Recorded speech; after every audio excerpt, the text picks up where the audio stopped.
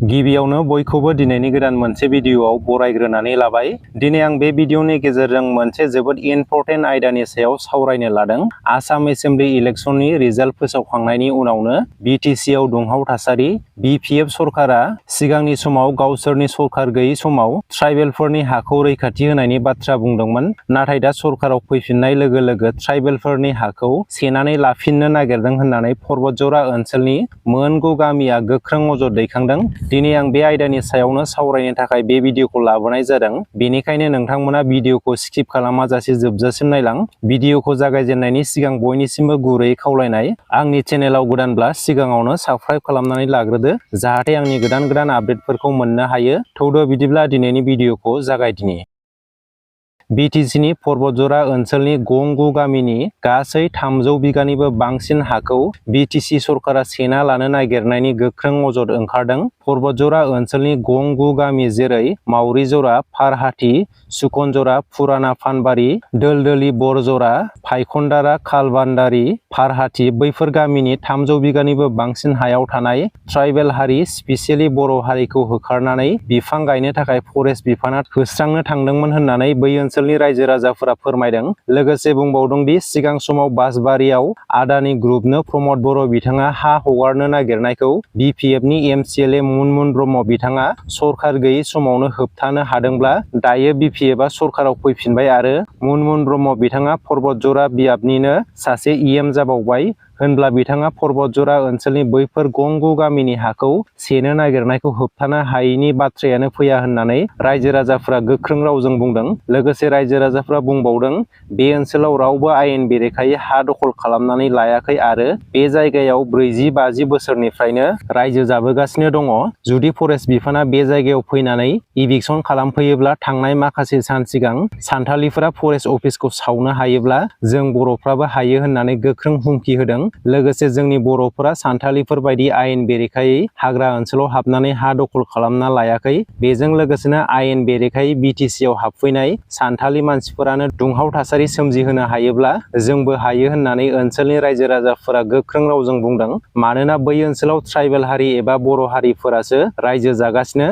जुदि बेखौ बर' हारिनिनो सरकार थासेयावबो थागिबि बर' रायजो राजाफोरखौ होखारोब्ला बियो जोबोद दुखुनांथाव बाथ्रा। रायजो राजाफोरा फोरमायबावनाय बायदिब्ला थांनाय बिटिसि इलेक्शननि सिगां मुनमुन ब्रह्म बिथाङा बैफोर ओनसोलाव थांनानै केम्पिं खालामहैनाय समाव बुंदोंमोन दि बे ओनसोलनि हाखौ रावखौबो सेनो होआ आरो रैखा खालामगोन। नाथाय दायो सरकाराव फैनाय लोगो लोगोनो सिगाङाव बुंनाय बाथ्रानि सोलायै हाखौ सेना लानो नागिरदों होननानै रायजो राजाफोरनिफ्राय गोख्रों अजद ओंखारदों। दा बुंनो गोनां बाथ्राया बिसोरदि पर्बतजरानि बैफोर ओनसोलाव बिटिसिनि थागिबि ट्राइबेल हारि स्पेसियेलि बर' हारियानो गोलाव समनिफ्राय रायजो जाबोगासिनो।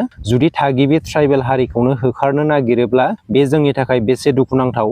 जुदि बिटिसि सरकारा होस्रांनायनि गोहो दङब्ला आयेन बेरेखायै ट्राइबेल बेल एन्ड ब्लकआव हाबनानै थाफैनाय नन ट्राइबेल हारिनि मानसिफोरखौ होस्रां। मानो होननानै बुङोब्ला ट्राइबेल बेल एन्ड ब्लकआव गोबां नन ट्राइबेल हारिनि मानसिफोरा हाबफैबाय, जेराव नन ट्राइबेल हारिनि मानसिफोरनि राव हारिमु थानाय जानाय बैफोरो थागिबि ट्राइबेल हारिजों मिलाया। लोगोसे नन ट्राइबेल हारिनि मानसिफोरा थागिबि ट्राइबेल हारिनि सायाव अयथासार खालामबोगासिनो। बेनिखायनो आं बिटिसि सरकारखौ खावलायनो सानो, बिटिसिनि ट्राइबेल बेल एन्ड ब्लकआव आयेन बेरेखायै हा दखल खालामनानै थाफैनाय नन ट्राइबेल हारिनि मानसिफोरखौ होस्रांनांगौ। नङाब्ला उननि समाव थागिबि हारि स्पेसियेलि बर' हारिया खैफोदाव दङसै। बेनिखायनो बिटिसि सरकारा थागिबि ट्राइबेल हारिखौ नोजोर होआलासे आयेन बेरेखायै हाबफैनाय मानसिफोरखौ होबथानाय आरो होस्रांनायनि खामानिखौ मावनांगौ। नाथाय दा बिटिसि सरकारा थागिबि ट्राइबेल हारिनि हाखौ सेना लानो नागिरनायखौसो नुनो मोनदों। बेनि सायाव जोंनि साफ्रोमबो बर' रायजो राजाफ्रा सांग्रां जानायनि गोनां।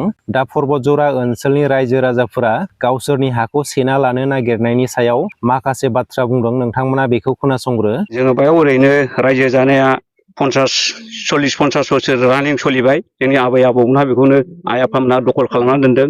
जों बेखौनो एसे एनै मावनानै जों फिसा फिसौफोरखौ फोथांना लाखियो। बे फरायसा फैनाया जाबाय दाखालि मा मास मोनलाय बे थारिखखौ जायखिजाया जों गोसोआव गैला। नार्सारि खालामफैनो एवदोंमोन, एवनायाव जों रायजोफ्रा ओंखारनानै बिसोरखौ होबथादों। होबथानानै बे बुंबाय आरो जोंथ' बेयाव जेबो बुंनो हाया, रेन्जाराव थांदो।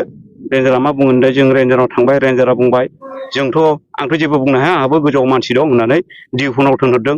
डिउ फनाव थांनानै डिफुजों रायलायबाय डिफु होनदों आंबो मा बुंनो बेखौलाय नोंसिनि लकेल EM दं बेनाव नोंसोर मा इनफरमेसन हैनानै मा बुङो बे होननानै ओमफ्राय जों EM नाव लकेल जोंनि EM नाव मुनमुन बायदेवनाव थांनानै क'क्राझाराव खस्थ' खालामनानैबाबो थांनानै जोङो मेम'रेन्डाम गथायहैदों जाहाथे जोंनि बे हायाव 100 हेक्टारा जाने जोंनि न' खाथियाव जाने बागान जानो मोना होननानै जों बेनो मेम'रेन्डाम गथायहैदों आरो बायदेवनो जोंथ' बागानखौ जों बाहाय खालामहोआ थैबाबो जों खालामहोआ होननानै जों ओंखायनो नैबे धर्ना बादि खालामनाय जादों जाहाथे जोंनि बायदेवआ बे खामायखौ जाने बन्द' खालामो आरो बेयाव जुदि बन्द' खालामा होनना बुङोबा आरो जों बिनिख्रुइ बांसिन जों होबथानांगौ जानानै फैगोन मुनमुन बायदेवखौ आं बेखौनो खावलायनो सानदों दि जोंनि मुनमुन बायदेवआ जाहाथे जोंनि लकेल हिसाबै गावनि बे एरिया बे जोंनि फर्ट बजरा 1 नं फर्ट बजरा समस्तिनि EM जाहाथे बे खामायखौ बन्द' खालामो आरो बायदेवआ फंसे खोथा बुंबानो बे बागाना बन्द' जागोन होननानै जों ओरैनोबाबो मिथिखायो निस्सय बे बायदेवनि आखाइ दं आरो बायदेवआ बुंदोंमोन जोंनि सुखानजरा गामियाव फैनानै गावनि MCLA नि बै केम्पासाव भटआव जाहाथे नोंसिनि हाखौ फरायसा मालाबाबो जाहाथे सेना लानो मोना बेयाव आं गसंगोन बेयाव खुनुदिनबो आं बागान खालामहोआ नोंसोर फिसा फिसौफ्रा नोंसोर बोरै थैजासे बेयाव संसार खालामनाय जादों आं बेखौ होबथागोन होननानै बायदेवआ गावनो खुद गावनि खोथाजों बुंदों गावनि खोथा बुंनाय बायदि जों जेबोखौनो नुहुराखै उल्थासो गाव जोंखौ उल्थासो नारसिनगासिनो दङ जोङो बायदेव जों बेखौ सावरायफिननायखौ अलरेडि जों मेम'रेन्डाम हैनाय दोनदों ओमफ्राय मेम'रेन्डाम होनानै बेखौ जों खस्थ' खालामनांगौबाबो जों बेजों बायदेवजों खुद फेस टु फेस मुभ खालामनानै जों रायज्लायदों आरो जों गावबुरा सानैजों थांदोंमोन बायदेवआ बुंदों नोंस्रा रबार्ट खालामोबा बेयाव बागान खालामोबा मा उसुबिदा जागोन उसुबिदायाथ' बायदेव जों बाहाय एसे एनै रबार्ट गायबाय बेयाव सासेनिल' हा नङा जों ओरैनो बे दखल 100 बिगा 150 बिगा रावहाबो गैया जों ओरैनो 6 बिगा 7 बिगा हाइस्ट 10 बिगा जों बेखौ मावनानै जादों आरो सोरबा सोरबा एसे एनै रबार्ट गायनानै जादों बे खोथाखौ बुंदों जों बायदेवनि सिगाङाव ओमफ्राय गासिबो जों ट्राइबेलनि एरियाखा ट्राइबेल मानसिखा जों बाहाय दा नोंथांमोना खोनानो हाबाय मा बाथ्रा फोरमायदों